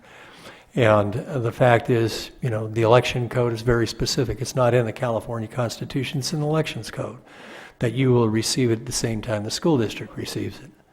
So we did receive it, Constitution also. and I don't unfortunately, know, I'm not aware of it being in the Constitution Well, as far as the bond. The ed codes, that's part of the Constitution, and it's in there. Well, the ed code, elections code, whatever code it's under is code that's supplemental to the Constitution. I don't believe it's part of the Constitution. It's like penal code, government code, et cetera. It's the article of the Constitution.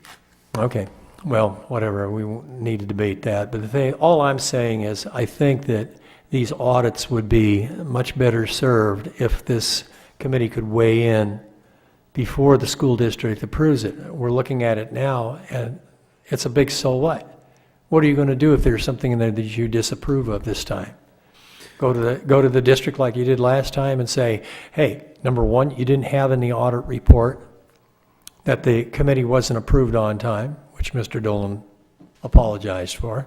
You didn't have in there that you didn't receive the audit report at the same time. So, I mean, these things, or actually, you know, you had asked the auditor, this man here, to change certain things, and he agreed to do it, but they had already approved it. So pretty much, as an independent committee, it was like, we don't really care what you think. I mean, that's what I'm seeing as a member of the public. And I don't know that I would go so far as to accuse the district of doing that, but the problem is the appearance is there. Therefore, it needs to be changed so that there's more confidence built within the community over these bonds. Because as it stands right now, I'm still at the wavering point whether I'd ever support another bond measure coming forward out of this group. It seems like it's been a battle ever since you're in the committee's inception. And it goes, you know, directly back to the audit as another reflection of that. Anyway, that's all I have. Thank you. If I could just quickly add, and, you know, I was not at this meeting, so I can't speak to the exact process that was undertaken, and this was what, this was approved in the minutes tonight from this December 5th meeting. But there was an agenda item review of the November draft of audit report, and what it says here is the committee reviewed the district's draft audit report. So that was just weeks before Jesse and the MARTA team finalized that. So I don't believe that probably happened for the first year's audit.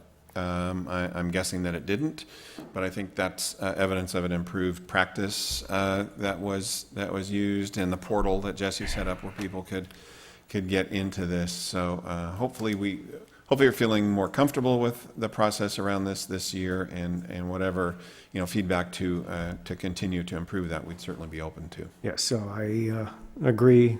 There is room for improvement. We did better this year, but we didn't quite hit the goal. So I think next year we can mark it on calendars to do a good job of that. Certainly. And that's when it's going to get really important as these expenditures go out. I mean, there wasn't much money spent Correct. these first couple of years. Correct. Yep. Now it's getting important. And one thing I heard at the California conference on Monday was when you have a district that hasn't issued these types of bonds and you have committee members that haven't done this before, there's a steep learning curve. Sure. And in a way, we were kind of blessed that we weren't dealing with a lot of expenditures up front, and we all now have quite a bit more experience, so. Yes.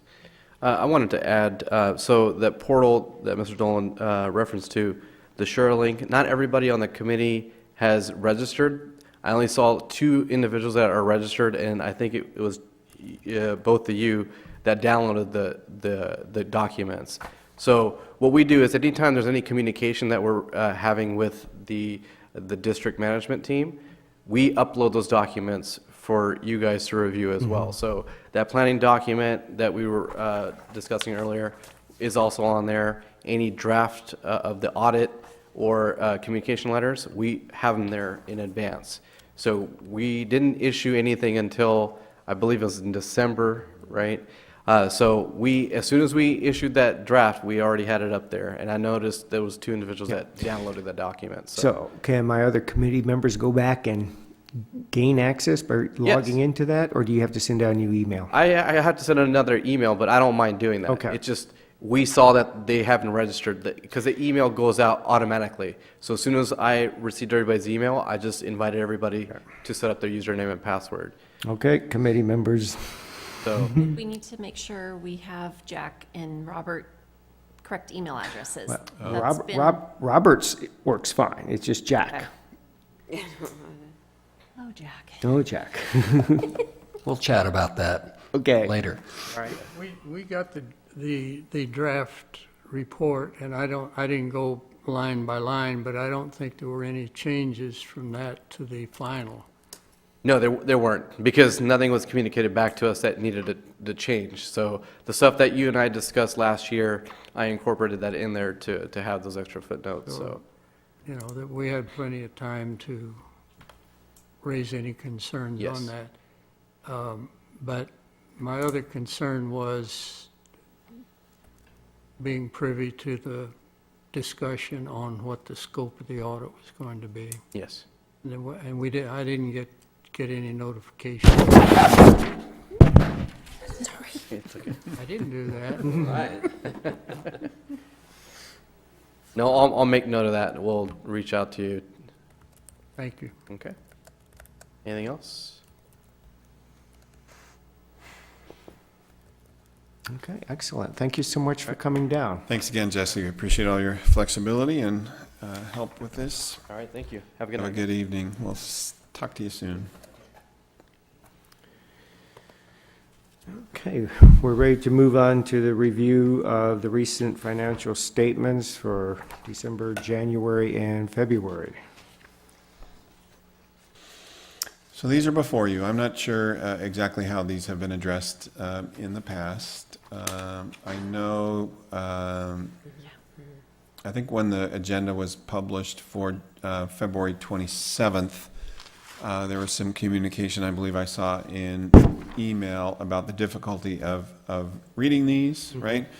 So this is one of the pieces, working with Lee and the School Site Solutions team, although, well, this one is really all her. The guys involved, she recognized right away, looking at her stuff, saying, this is really hard for somebody who's not familiar with the financial system and all to make sense of, which was the gist of the email that came out. So I'm not sure exactly. Well, there were 2 points. One, the file extension would not open as a PDF, and then we got that fixed. Okay. And then the format issue, we've gotten used to it. That's what the committee's received, since the beginning, but Yeah. yes. This is not it's- very user-friendly. It's not the easiest to go through. So the idea is that we will be providing a more readable, usable document for both the committee and the community. Okay? I didn't notice this one before. I know what a millennium is, and I know what a termite is. Is that the name of a company? Millennium is the name of the Termite? company, yes, yeah. Yep, Those are junior termites. yes. So as you said, Tad, still fairly limited expenditures at this point in time. Most of them with architects. You start to see some school site solution come in a little bit, but a lot of it is Millennium, a lot of it is CalLink, a lot of it is Aurora. These are all about abatement and testing, and then of course LPA, the architect as well. So if I could ask a question of School Site Solutions, so what are you proposing as far as reformatting these monthly financial statements? Come on up, Lee, please.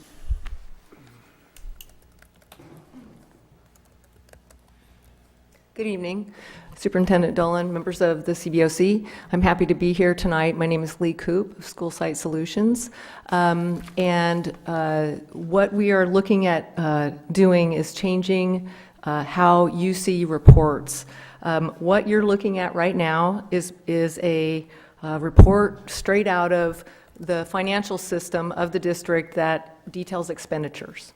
So you don't have any context for what project, what was the budget for it? Was this a planned expenditure? Is this an appropriate expenditure? What kind of work is done? And so what we will be doing is proposing a template for you folks to look at. It's a kind of I wouldn't call it a standard template because every school district is different, but it will be sorted by project. So first you'll have project, budget, and expenditures. You'll see what is envisioned to be spent on this project, and as we go along, how the expenditures that happen. So you're going to start meeting every other month, and you'll see that update. We'll do a snapshot where it stops, and you'll see like probably a few weeks before that, so we can prepare that. We work with these. So we get information from this, and we see, okay, this is what's been spent on an architect, on an inspector, and then we stick it into a category, by the coding, the account codes, and we take a look at how that coincides with the budget. So prior to, this is a tool for not just you folks, this is a tool for the construction folks as well, and the planning folks. So if a budget is made up for a project, you want to stick to that budget. And if there's a reason why we have to increase or decrease that budget, we want to know why. And so we'll set up per project reports, and then you'll see what something that you haven't seen before as far as any of this is what we call a program-wide budget. Because fortunately or unfortunately, there are costs associated with a large facilities program, which is what I would call this, a bond program, that have to do with overall program-wide expenditures, such as me. So I don't get billed per project. I get billed by the program. So I work for the district on a program-wide basis, so I'm the Measure Q program. You might have legal fees of attorneys setting up documents like requests for proposals, bid documents, review of bid documents, review of templates that are going to be used across projects. Things like that are program-wide. You will also see contingencies in there, program-wide.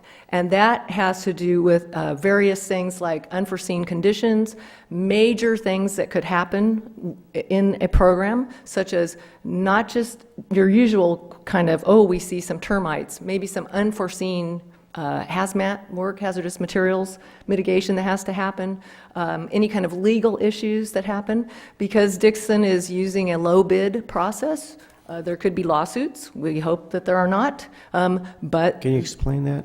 Okay, so because we have a low bid process, there is necessarily a relationship between the contractor and the district that is not always friendly, because the bidder has given you a low bid and saying that that person can do the project for that bid, that amount, and the district says, okay, that's what you're going to do. Then the contractor will probably, and every project is like this, there will be change orders, there will be changes, especially when we see modernization of existing buildings. You'll get in and you'll see things that you didn't realize. And then also the contractor may disagree with the district. And so we hope that doesn't happen, and what you do is run your program so that that doesn't happen. But you do have to see that could happen, and you want those to be minimal. I don't like to call it this, but it is an adversarial relationship because, unfortunately, the contractor wants to get paid to do this. We want to pay them in a fair way to make a profit, to do their job, and sometimes those things don't mesh together. So there always are disagreements, and that's what the construction management team works to minimize. And so we hope that isn't there. So there's contingencies for those kinds of things that are set aside on a program level. So you'll see that report that's program-wide, and then one for each project. Okay. Are you going to go back and retroactively do this from the start? Yes. Wow. This is for all Measure Q. You need to do that Yeah. for all, and it's really only a few years. It's only a couple, Okay. and like you say, there hasn't been that much happening. There's not that much expenditure, so we're in early. This is very early in the And you program. mentioned this is going to be a format used across this committee, construction workers, and all sorts of other folks? Won't be construction workers. It will be the main tool is the financial. So when I say it's helpful, is that the construction team, including the construction manager on the district side, the architects, they can use this as a tool to say, okay, here's our budget. Are we going over budget on things? And so there's constant communication back and forth, interaction, so we make sure that these are reconciled with that. This will be a public document, just like all the documents are, and hopefully what we will be setting up is a process where you see these ahead of time and ahead of the meetings, and you'll be able to look at them and then ask questions. The first time that you see them, probably in a couple months when we have the next meeting, then I'd like to propose something, and then you guys tell me what you think, and then we can make changes. Wow, I think our financial expert, Georgette Portier, who's not here tonight, would be jumping up and down. Yes. She really went through these things, and it was tough. It is. It and is it's difficult. Yeah, and you want it to be useful. You want to see that, just like what the auditor was saying, you want to see the expenditures are appropriate, and also are they effective, performance-wise? Are we doing our projects effectively? So for us, it's on schedule, under budget. So, could I make a suggestion? One, Georgette's not here tonight. She would really appreciate the opportunity to go through these 3 months' worth of numbers. Could we use these as a test case to format and maybe go over in some detail at our next meeting? Yes, what you'll see is actually more than this, because you'll see a report that takes all expenditures, a budget and expenditures, up to, it'll probably be, let's see, you're meeting what days? May 15th is when we're looking, so Okay, you'd it's probably, probably you'd a be few through weeks March before 31. that. And then we coordinate that. You will see it for, I hear comments about the order of things being seen. Very, very appropriate concerns. You'll see those reports first. You're an advisory committee to the board. You look at them, mention questions, talk about it, and then they typically would go to the board. If they want to see it at that level, they can. Otherwise, they can see it online for sure, or they could say, you guys saw these reports, and you're up to date on the And how are they reports. stored? PDF files or what? Yes. And they'll be on the website. Okay, Yeah. good. Anything else? That was probably way too much. I'm like Brian, I talk a lot, so, sorry. Do you have a They're going to be question? on our Measure Q website? They'll be on the district website. Well, But, You- and you they, could- and, yes, and we'll talk about the website in Yeah. a minute, yes. Yeah, But so I yes. understand there's a separate website. Multiple We need to- places they will be available. They can be, it's electronic. They can be posted everywhere, yes. thank you. Thank you. Public comment?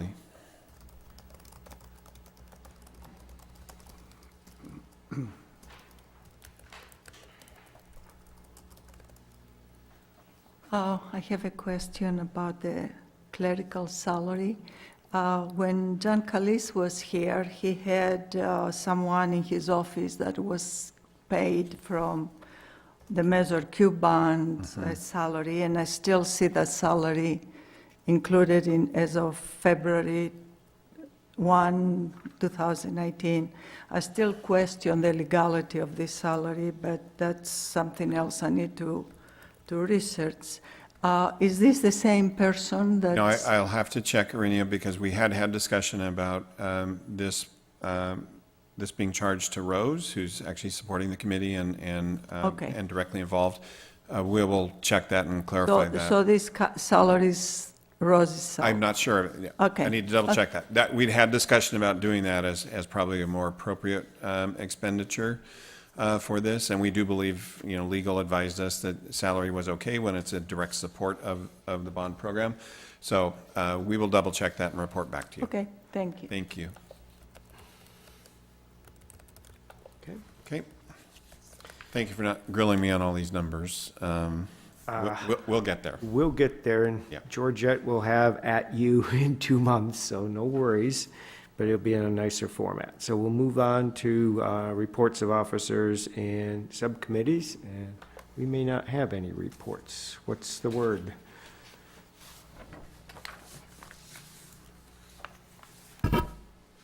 Who are you asking? Well, we got audit report, we got web page or website report. Coming up, yeah, the No, no. website discussion is, because it doesn't That's seem going to be like just delayed.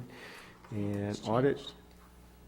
Well, we Nope. just had the okay. audit. So I think we don't We have, had the, speaking for our contract committee, we still have some open items on what this committee should be doing and what the district thinks we should be doing. And I think we spelled that out pretty clearly in our report. It's been posted on the web, and we discussed it, in fact, I think our last meeting. So, I think we need a clear response on that issue.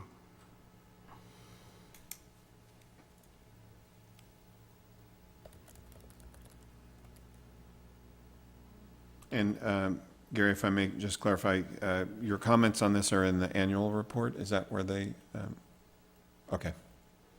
So we'll take a good look at that, and we'll circle back to this as well. If it's something I feel, upon looking at it, I need to run by the governing board, I would do that and inform the committee that we were going to have that discussion. Okay, is that it for committee reports? Okay, public comment?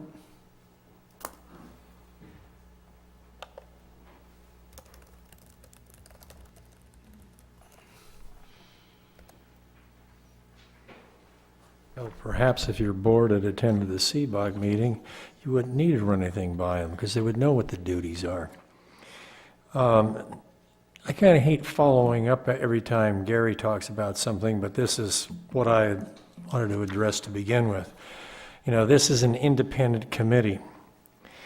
The availability of these chambers on Wednesday nights, there's only one meeting that's ever scheduled. Why is it that you guys have decided to hold your meetings on the third Wednesday when that's the only time the TAC committee meets, and it's every other month? Do you have Mondays that are always open, Fridays that are always open? Tuesdays is clogged with city meetings. And it doesn't take anything. When I was trying to go down and reserve the chambers for the taxpayers group to do a candidates forum, you just simply go in and ask what the availability is at City Hall. That's your duty as a committee. It shouldn't have to go through Brian Dolan. He's got enough things to do. Or the school district. No, just hang on a second. That's just on the availability of the chambers. I'm listening to what Mr. Dolan is saying and what he did here tonight. To me, I don't think Mr. Dolan or whomever's in that position needs to make presentations. The only reason that he is here is to answer your questions or to provide you with information that you request. This is your group. This is your meeting. You determine your agendas. You determine what needs to be discussed. I'm sure, Tad, that you heard all of this at the CBOC meeting. And I just see that we still are at this point of it not being confirmed as to what your real duties are and who you report to. And frankly, you people are in non-compliance with your duties because you haven't issued your annual report, and it's way overdue. And you've got another one, in May, you're going to be here 2 years, and you've got another one due at that time. There hasn't even been anything done yet. So what's going to happen when you start spending money and you're bogged down by the bureaucracy? This is not doing any service to the community or to the citizens that are paying for this $30 million bond. And that's all I have for public comment. Thank you. Thank you. Anybody else? Okay. We'll go on to general public comment if anyone has anything that's not covered on the agenda. Oh, okay. Well, all right, got it. So we'll move on to unfinished business, and we'll talk about the website. Right, so let me jump on here, speak with Mark Monticello, and knowing the concerns of the committee with regards to the current website, it is our intent to bring the website in-house. And it's slightly complicated in that we are, as of last board meeting, we've been provided direction by the board to adopt a new website design format that's going to take a number of months to cross over. In the meantime, what Mr. Monticello reports, and you can go on our website and see there are links to many of the things, what he would like to do with your agreement is, if there are two of you, or if there's a website subcommittee, to come in and meet with him and talk about what your needs are with our webmaster, our web staff person, and be able to know exactly what it is you're looking for, what we can do now, given our current structure and design of the website, and then what you're going to need, what you'd like as we roll into a new format. So I don't know who the two people might want to be. The ladies down at the end. And Okay. me. I will join. Okay. Is it, I mean, that was the question when we met with John, that it wasn't able to be done in-house. Is it, It can be. it absolutely And can be? Mr. Monticello is more than willing to assist with this, yes. Okay. Right? You guys control it, to Mike's, oh, he left. To Mike's point, that it's, you drive the content, but we're, one of our roles is to support the committee, and if that's with the website, that is permissible. And I'm very grateful. That was one thing that was stressed over and over at the Monday conference in Sacramento with numerous CBOC committees being represented, that the website is the gateway to the community. Sure. If it is not set up well, if people can't find the information, if it's not things aren't posted in a timely manner.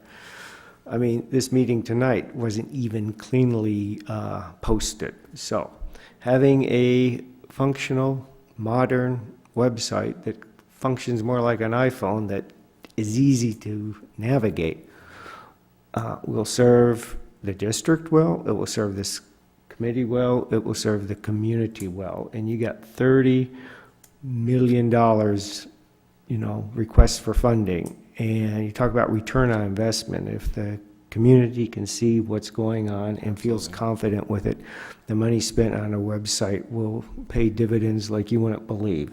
So that was probably one of the biggest mistakes of this committee, was not going to the school board meeting every other week, month after month, and really pushing for that. And I was getting to the point where I was going to do that. So this is really good news, and thank you. And I'll ask Mark to email the three of you directly to get that process going of getting together. And if it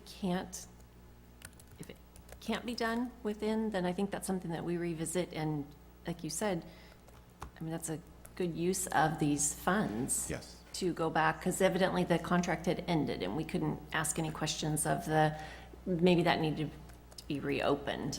So we'll. Right. Yeah. These websites, to be useful, they got to be easy to find, easy to navigate, and all of the material required there.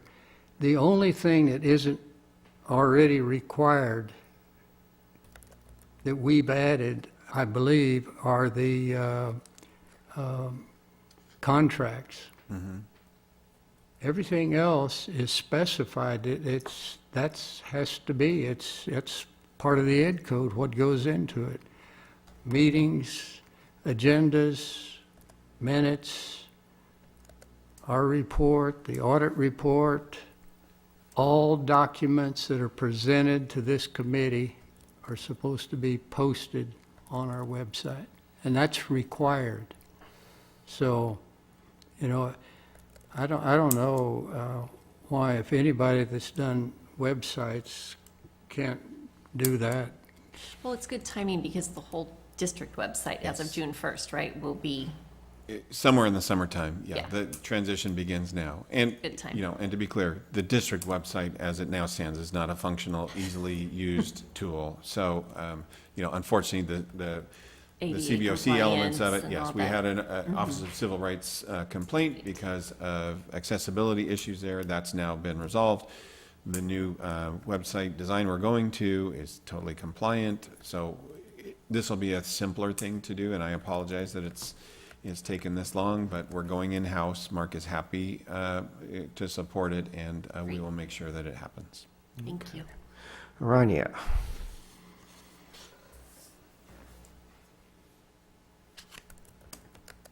Well, as a website master, I can tell you it's very easy to do, and everything that has to do with the CBOC is on the website that I'm keeping up, every document, including the ed code, newspaper articles, everything you want to see, and we're getting a lot of people going through, so I'm going to say it again, measureqoversight.com, and everything. If you want to know something, just check the website.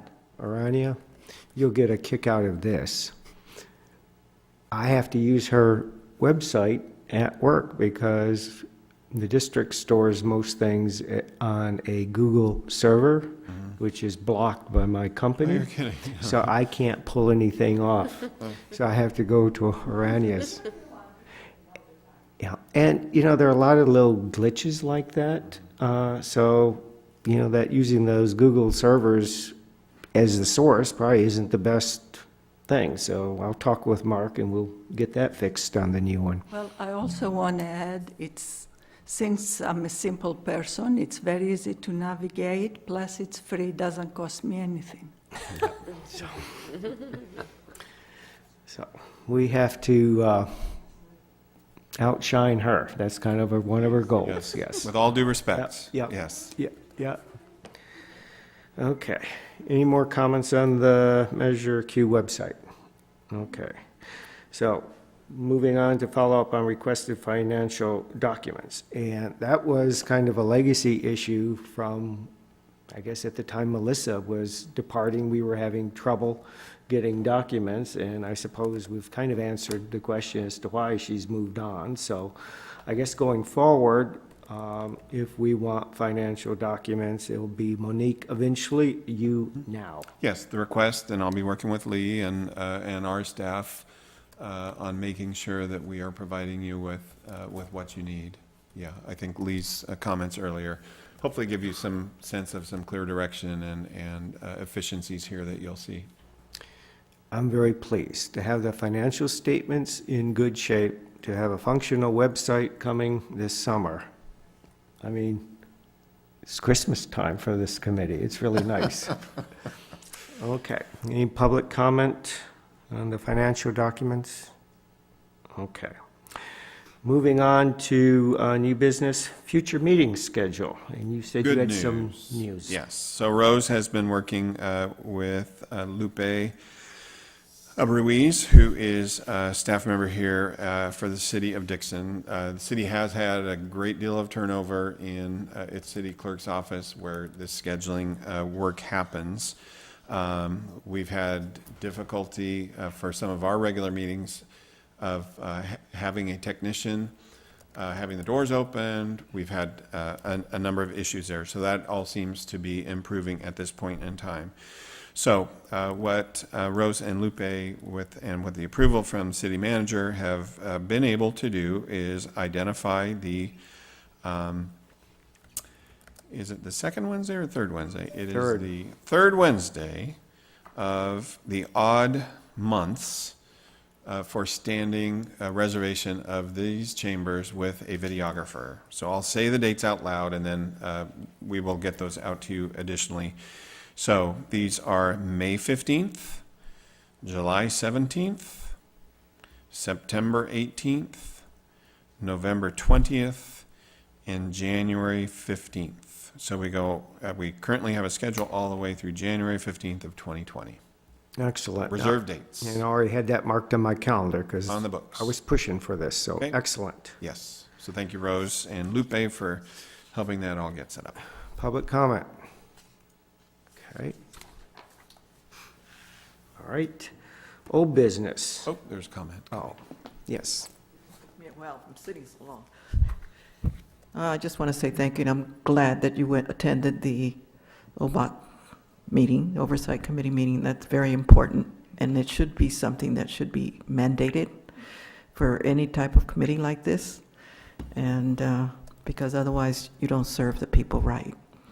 And I'm glad that it took this, not glad that it took this long, but I'm glad it's finally there where hopefully things are moving. I imagine you're going to be putting out 2 reports then for the public eventually? I think, we'll discuss that, but I think our plans are, since we now have this report that's up through, from the auditor that ends June 30th, we'll probably issue a report with modifications, and it's already, the draft is already on our website, so we'll probably clean it up, issue it, and I will rewrite, the chair's letter to reflect everything that has happened, to kind of put things more in context. And going forward, we will match the auditor's report through June 30th with the committee's report through June 30th. I think that'll tie up everything very nicely. All right.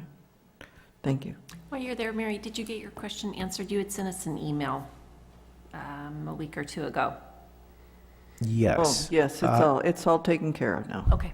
Tad was kind enough to I saw his respond. response. I just want to make sure you didn't have anything else tonight. No, I think we're headed in the right direction. Yeah. A little Doing our late, job. but we're Yeah, going there. and, Mary, I do appreciate that feedback, the questions and your concern, and I took your concerns very seriously. I see. And thank you so much. You're welcome, and I'm glad you did. Thank you. So, to continue on the report to the community. So, if the committee will agree, I think we have our draft out there. I have a little discussion with Gary on a few things. Georgette basically isn't going to add any more because her questions really couldn't be answered by Melissa, and she's gone now. So if there are outstanding questions, we'll just leave it as that. And I just have to redo the chair's letter to basically explain everything that happened in an honest and fair manner, and that was feedback that I received from community members, and I think I'm happy to reflect what happened. And the message I got at the California CBOC conference was, there are two components to issuing these bonds under Prop 39. One is the performance, the audit that you just heard from James Deal, and the other is the report to the community from this committee. Those are the two big important things that have to happen, and I think we'll match it up, very cleanly as of June 30th. And as Gary said in the past, we're coming up to, the middle of this year, and it'd be a lot easier to stay up to date with our drafts rather than scurrying right at the last minute. So again, we haven't had that many expenditures. We've learned a lot in these past 18 months. I think going forward, we'll do a better job. Okay?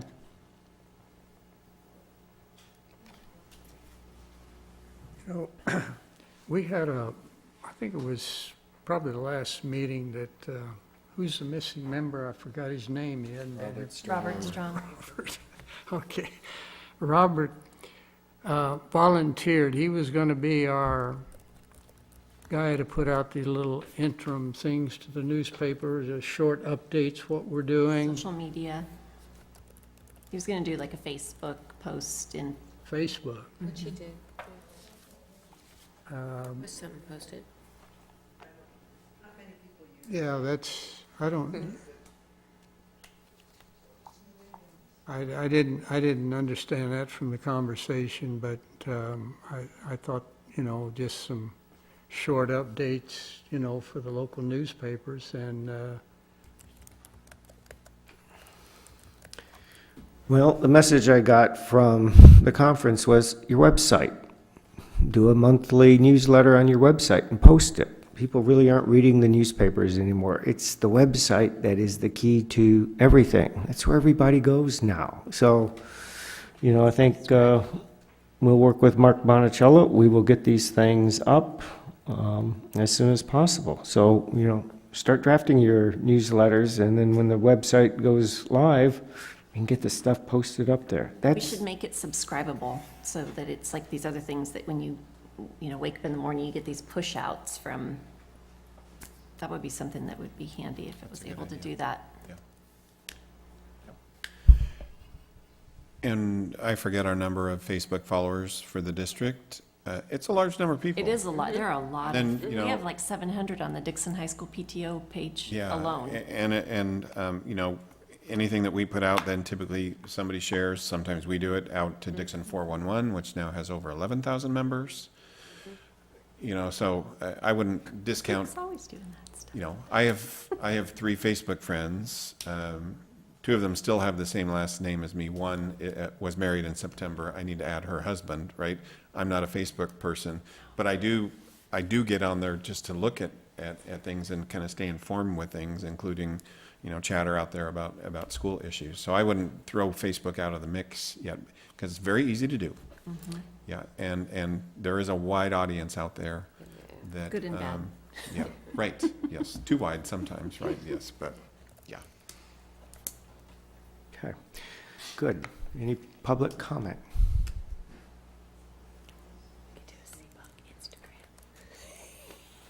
I just have a question. I'm a little bit confused about your annual report. Yes. You've been talking that you already have a draft report Yes. and stuff. That's for the year 2017, 2018. In June of 30th of this year, that's your second report that needs to be issued, not your last year's report. So you guys need to think about, you are behind. That 2017, 2018 report should have been issued before the beginning of this year. Now, like I said, this audit you just received is for 2018, 2019, and then No, on this- July this- 1st, we're going to have another year coming No, up. this, So this audit ended June 30th, 2018. But the report that But we there- have, our draft is 17. 2016, No, no, 17.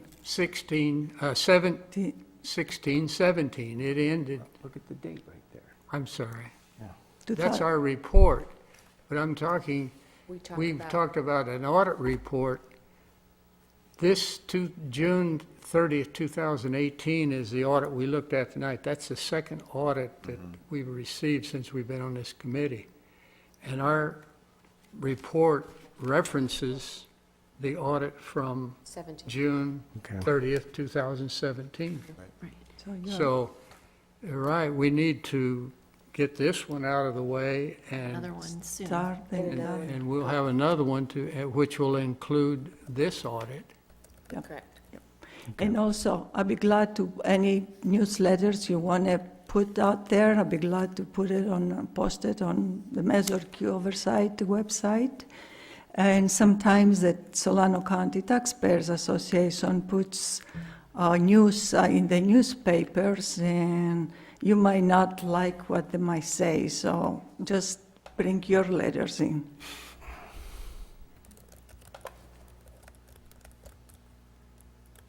Okay. Any other comment?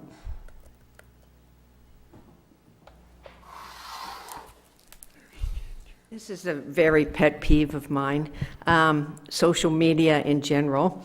And I know Mr. Dolan was at the State of the City meeting where our chief of police told us not to believe anything we read on social media.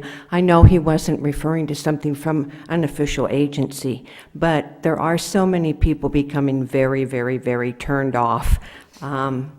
It's a very negative, oftentimes, source of misinformation. And so if people are becoming turned off, they're not going to see what you're putting out there. And not turned off by, like I said, something official, but what goes on in general on social media.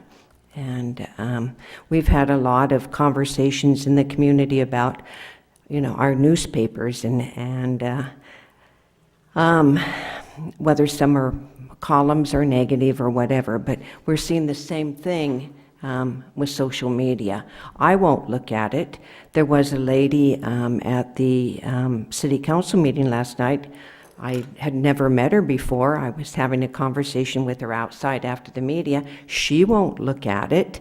I understand that there are young people who just find it too mean and vicious and want nothing to do with it, and I applaud them for that. So I would like you to keep that in mind. Thank you. Thank you. Okay, anything else, folks? No? Public, anything else? I have no announcements from the chair. I think the good news is our schedule for the rest of the year looks like it's fixed. That is a really good announcement. Thank you for the work behind the scenes, and I pushed pretty hard on that as well. So with that, I think we are ready to adjourn. Thank you so much. Thank you.